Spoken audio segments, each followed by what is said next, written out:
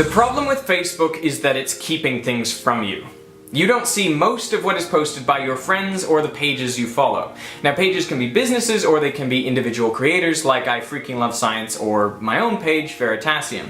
When you post something on your personal page, it only goes out to a small fraction of your friends. Now, if they like it and engage with it, it'll be spread to more of them, but if they don't, the post basically stops there. And the number of people your post reached is never revealed to you. Now, imagine what this does to news feeds. Friends and family and pages that you don't actively engage with will disappear over time.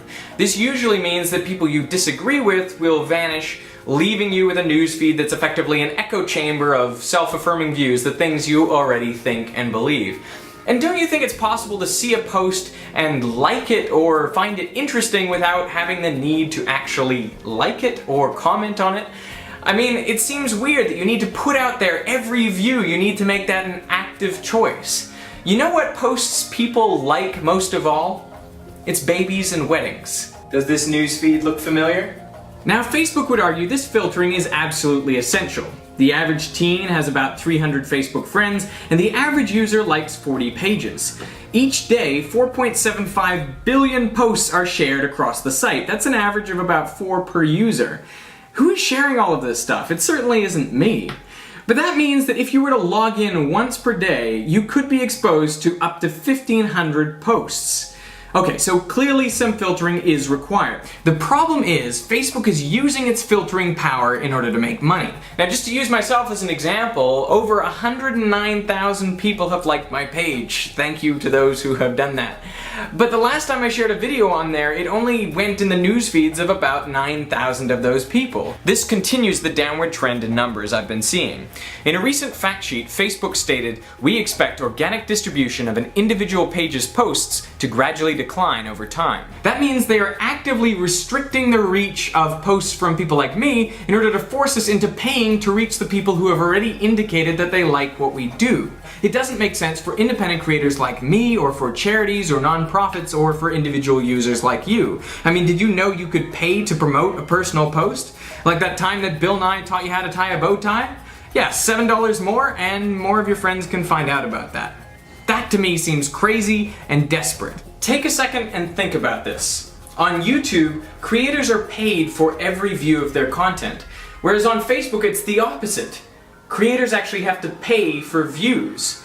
How does this work? Why in these two seemingly similar situations does the money flow in opposite directions? Well, I've got 3 ideas. First, people go to these sites for very different reasons. They go to YouTube to be entertained, to see cool new things, and to learn. In contrast, on Facebook, they go to catch up with friends and families, to share pictures and messages, so family and friends are really the main draw. Now, second, on Facebook the interaction with posts is very brief, so it's difficult to say how much a great page like Science Alert or I Freaking Love Science actually brings people back to Facebook. Undoubtedly they do, it's just very difficult to quantify. In contrast, on YouTube, every view happens for minutes on a particular video, and the amount of revenue generated is known, so it's easy to identify how much value is created with every view. Third, and perhaps most important, on YouTube the roles of creator, advertiser, and viewer are distinct. The creators make the videos that the viewers want to watch, the advertisers make the pre-rolls and the banner ads, and the majority of viewers are not also creators. In contrast, on Facebook, the creators are treated like advertisers. They have to pay to reach the viewers.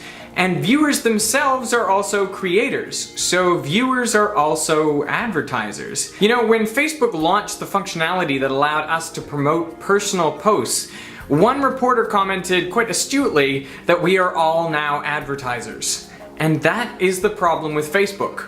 We are all advertisers because Facebook can't figure out another way to monetize its humongous user base.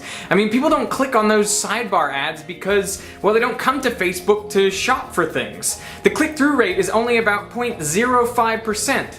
Compare that to 2% for Google ads. Well, that makes sense because people actually go to Google when they want to buy things. The result of Facebook's business model is a misalignment of incentives. Users just want to see the best content out there, but increasingly they're just being shown the content from the highest bidder. The main organically shared posts are going to be the ones that appeal to the lowest common denominator.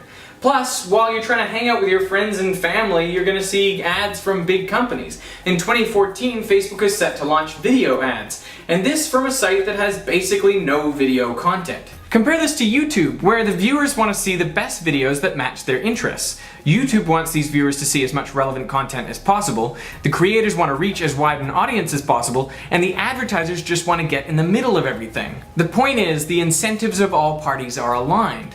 In 2013, YouTube made over $5 billion, most of which was paid back to the creators, the very people who make the site worth visiting.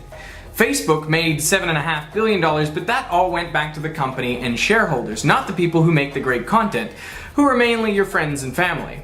I think this is a cautionary tale. The beauty of social media is that it's the user who gets to control the content and who they interact with and how.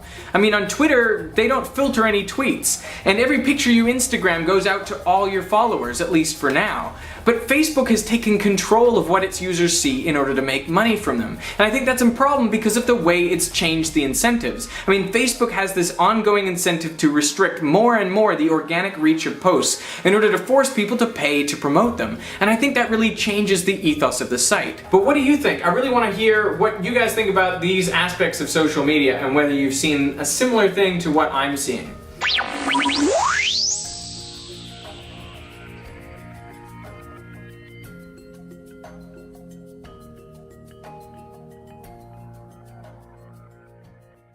Just one last thing. I don't really expect Facebook to have great revenue growth prospects for the future because they've already basically saturated the whole developed world. And everyone, I think, is using Facebook as much as they ever will, which is about a half hour a day. In contrast, if you look at online video, people are only watching about 2 hours a week. Compare that to over 20 hours a week of TV. So I think online video still has a lot of room to grow, whereas Facebook may have reached its peak.